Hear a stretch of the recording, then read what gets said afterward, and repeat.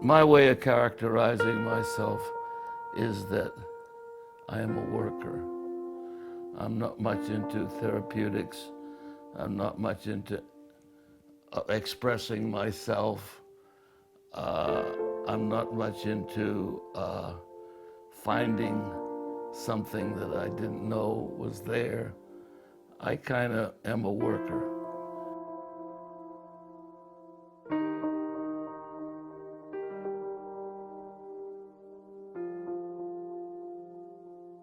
I hesitate often, particularly in this day and age of college art classes by the thousands, to consider the word artist very often. There are a few good guys that I would call artists, but most everybody is just a, how should I say, an amateur trying to get something done. On the other hand, there are not a few, but there are some guys and gals that are what I call workers. Namely that you show up every morning and you go to work. And when you're done in the evening, you have supper and then you think, well, tomorrow I've got to do this, finish this little bit right here.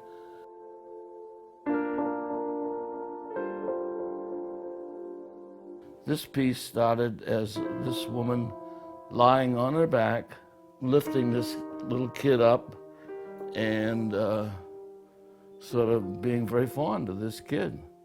My work has to do with connecting emotions with sculpture.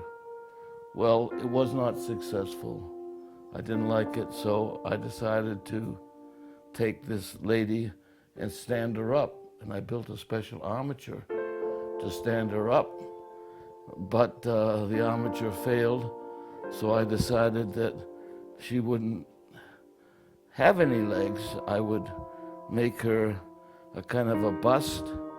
You can see that she has a fondness for this kid, and the kid very clearly is his own man, and he is celebrating the fact that his mother is holding him.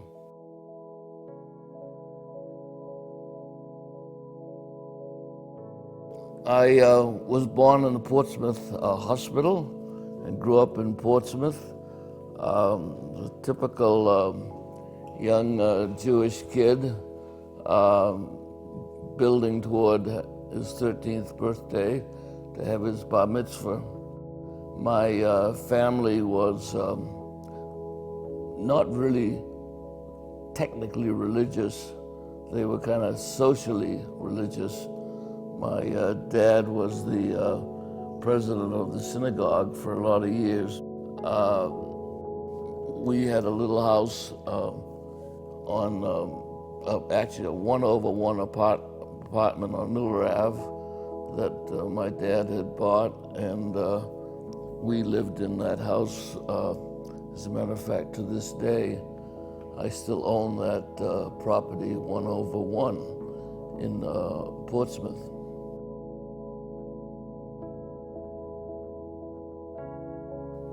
And I went to the Portsmouth schools.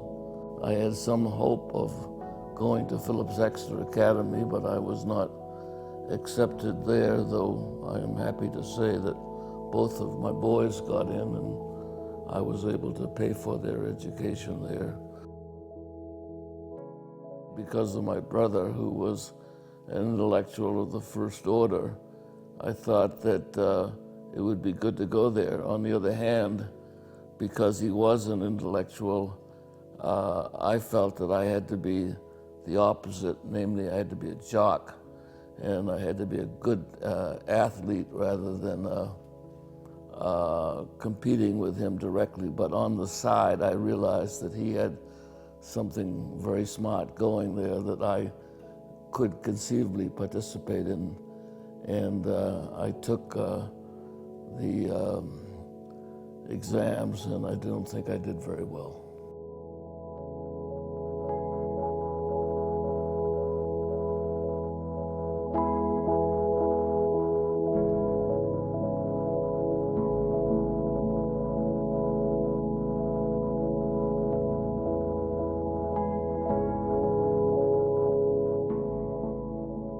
most sculptors use more tools than I do, because I never went to art school and I never really learned how to use the tools. I sometimes wish now that I had. So I do most everything more with my hands, and that's one of the reasons that I like what I call a French method, which is to say, as you see me here, I see a little bit of wire there, so I just cover that over like that. And more importantly, you get more action, I think, because the eye keeps on moving over the material. It's not smooth, and the eye kind of moves like a herky-jerky way over this rough surface.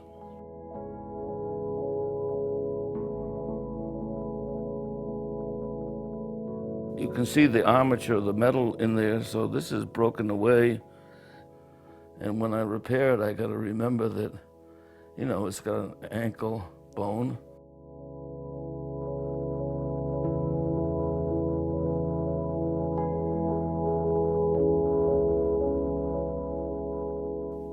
My dad has a kind of a wonderful story how he got here. My mother's family were here in Portsmouth, and my dad was in Lawrence, Mass. As a young kid, and he was the head of the Lawrence newsboys, and for some reason he thought it would be a good idea to strike the Hearst papers, and so all the boys went out on strike.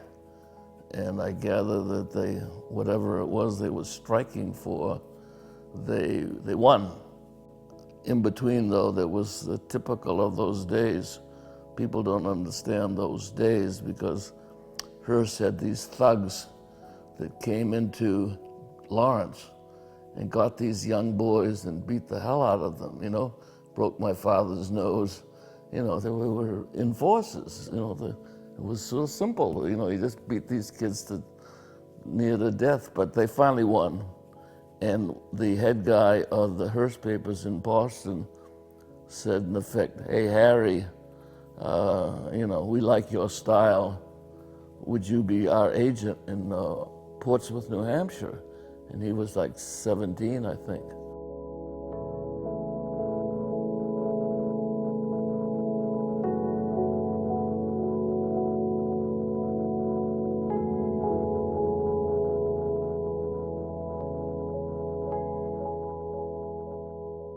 During World War II, there were very few people around to drive trucks. And my father had a certain number of trucks we had to deliver all these newspapers and magazines. And the police in Portsmouth were absolutely great because 4 or 5 of my friends and we drove the trucks. We were not old enough to have a license, but the police knew that. But we would get up at 6, well, we'd start work at 6, and I remember waking up my pals in the North End, you know, and we'd all go to work, and we'd drive the trucks, and then we'd go to school. But it was such a wonderful, non-legal situation there that the guys just didn't give a damn. They just, you know, somebody's got to do it, so we did it. My mother was a absolutely hard-working housewife, completely dedicated to taking care of the house and the family. Yes, she was involved in some of the clubs, particularly the Jewish clubs, but basically she was a housewife. My dad, he had the ability to be comfortable with most everybody. That is to say, he was a leader, and he was on the city council. You know, he was, as I say, you know, he was the first Jewish guy to go into the Kiwanis. You know, all these things. But he did it in a very comfortable way. You know, he just. He was good company. He had a wonderful way of working. That is to say, I think it's terribly valuable that a parent spends a lot of physical time with a kid, even though he is working hard as anybody can work. And one of the good things my dad did is, and one of the facts of life for me, was that at lunch, I ran home from the Whipple School and had lunch. My mother made lunch, and more importantly, my dad also came home for lunch. And then he had this miraculous 10-minute nap that he got in the chair and he jumped up after 10 minutes and he was gone for the day. It's a habit that I have tried to emulate. I can't do it in 10 minutes. I need a lot more than 10 minutes. But anyway, he was always home in that sense that he was there.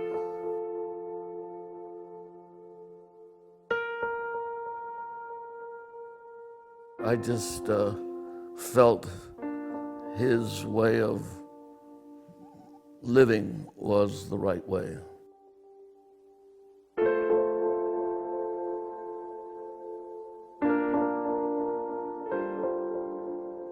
In those days, no one even thought of just going out and spending a year sort of discovering yourself, you know. The first thing you had to do, the fastest you had to do, is get a job. You had to have a job right away. So I went straight to New York. As a matter of fact, I had a lot of help from my brother who had all these contacts. I looked for work for probably well over 6 months. I had been very persistent with Young and Rubicam because I knew they were the best. And I thought if I could get with them, it would be really good. So I did a lot of speculative work. It was particularly painful, however, not to have a job. I just couldn't conceive of not having a job. I really felt profound guilt not working.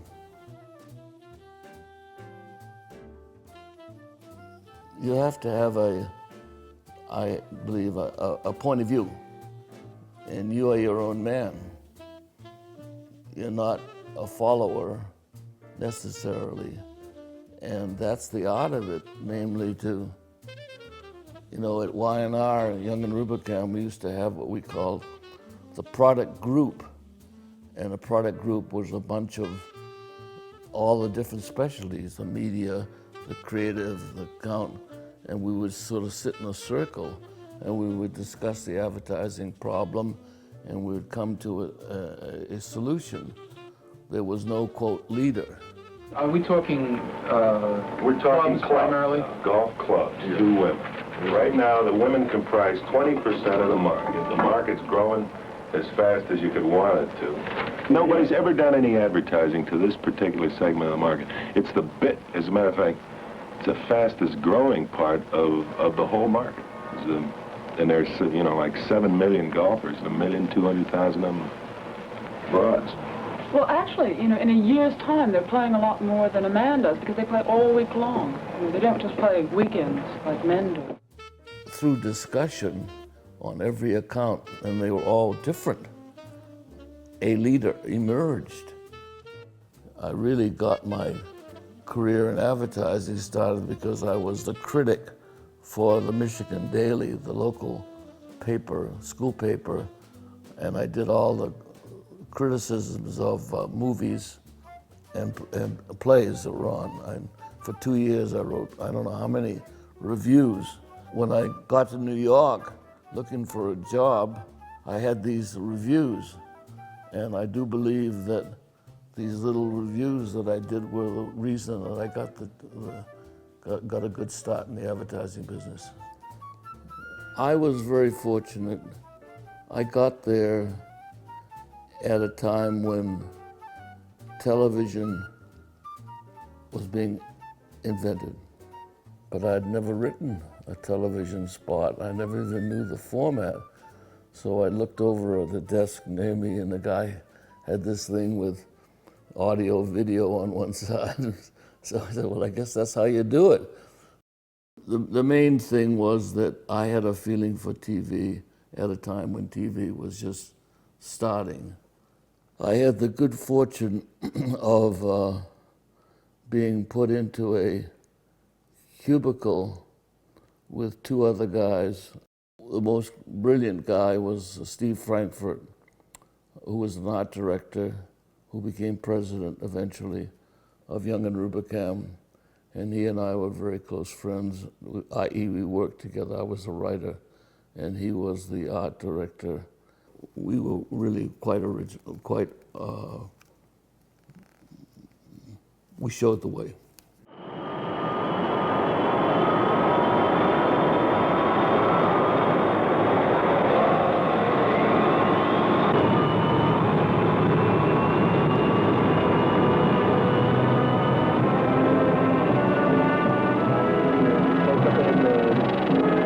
Suddenly, an abrupt shift right there. Cut right there. Yeah, cut right there. As we know it's a plane. And then it's big. And now it's very big. And it stays bigger and bigger and bigger. And I think now you hold the level of it. For the people of Eastern Airlines, the miracle, the exaltation, the serenity of flight are a ceaseless wonder. Come share it with us.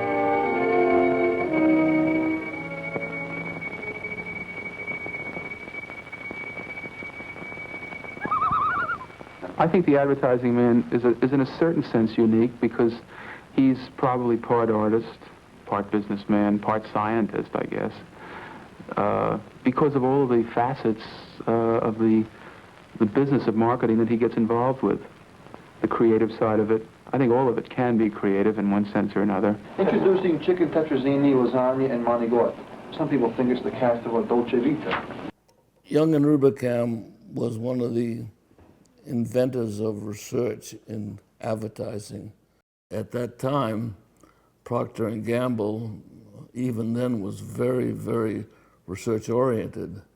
And they started to turn that research that we were doing for us to help them make a judgment as to which of these two ads or commercials or whatever it was that they should run. Frankly, I didn't necessarily think that that was the way to get the audience. All the years I worked very seldom on Procter & Gamble until I got to Europe. Then I was the head of the whole thing. I have had really 3 or 4 careers, namely the advertising career, the marketing careers in magazines and newspapers, the sculpture career, perhaps the charitable career, maybe 4. But I just felt that I should commit myself to sculpture after I'd sold the company, my own company, and I had, money enough to do what I wanted to do. So I committed myself pretty much to sculpture. You see, in a piece of sculpture, a line almost never stops. It blends into something else. And that's why it's kind of exciting to see you do this, and then suddenly you realize that there's a kind of a void there. Either you have to take some away to fill in, or you have to fill in, but you can see the line now that you didn't see before. Now, I don't know whether or not that line is anatomically correct, and I don't care, because I'm long time finished with anatomy. I'm looking for the effect of the line or the bulk of the work, rather than someone saying, oh, geez, he got that ankle just perfect. The question is whether or not that ankle is saying something or not. That's, to me, number one. My son came from California, and he said, "Dad, I don't know if you want the little family." I said, "Jesus, Jake, I've been working on the big size version." And he said, "Well, you know, it just may mean more to everybody if it's just the hands." So I said, "You kidding? God, what are you doing talking like that?"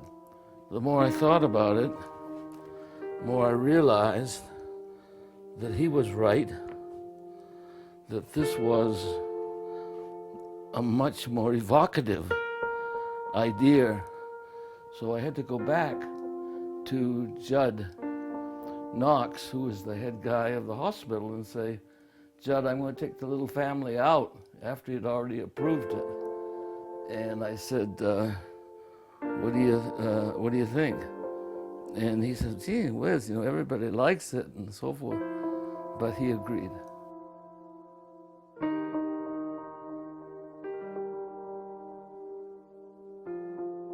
I am not as comfortable working large. I like to build up bit by bit and then stop. The key thing is to know when to stop. I always felt that the human body was everlastingly rich subject. I just could never consider that you could use up the human body as a subject. And I just feel that all the artists over the years that I respect essentially were guys that happened to carve stone a little bit differently than guys that carve stone blocks. You know, they just work, we're just workers. Beyond the fact that I am completely taken by the idea of communicating. I feel a thing is a failure if people don't get a real reaction. The more they take it in, the better I like it. So I'm not terribly interested in people saying, "Oh God, Sumner, that's beautiful." I like that, of course I do. But I want them to have a reaction that perhaps widens their life just a little bit, and they see this work and they think about it later. That's my feeling.